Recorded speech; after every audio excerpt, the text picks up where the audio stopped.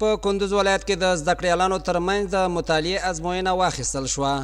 چارواکي وایي دغه ازموینه د یاد پوهنتون د زده کړیالانو د چارو مرستیالتوب لخوا د ځوان نسل د سالمې روزنې په موخه ترسره شوه چې د کندوز پوهنتون د بیلابیلو پوهنځیو 200 زده کړیالانو پکې ګډون کړی و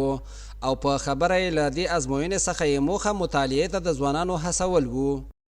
دوه کتاب اول د دواړو کتابونو نه مختلفو ژبو باندې امتحان واخیستل سو، دري او پښتو، او د دې پایلې به انشاءالله سبا موږ ته په ډاګه کېږي او بله ورځ به انشاءالله ټولو محصلینو ته اعلانېږي او په پای کې به اول، دوم او دریم محصل ته د کمپیوټر، موبایل او بایسکل جایزې ورکول کېږي او باقي د 7 کسانو نورو ته تر 10مه پورې به هغوی به د کندوز پوهنتون د محصلانو مرستیالتوب له طریقه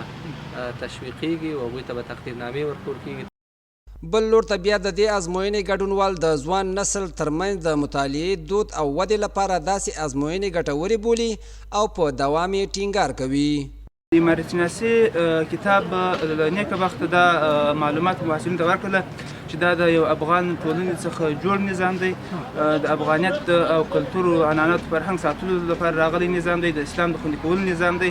او په ټوله کې د افغانستان ملت ته د خدمت وړاندې کولو او د اسلام ساتلو هدف یې درلوده دی نظام. دو کتاب با ما تقسیم شده بوده که عقل مبین و دیگه امارت شناسی که من خوشبختانه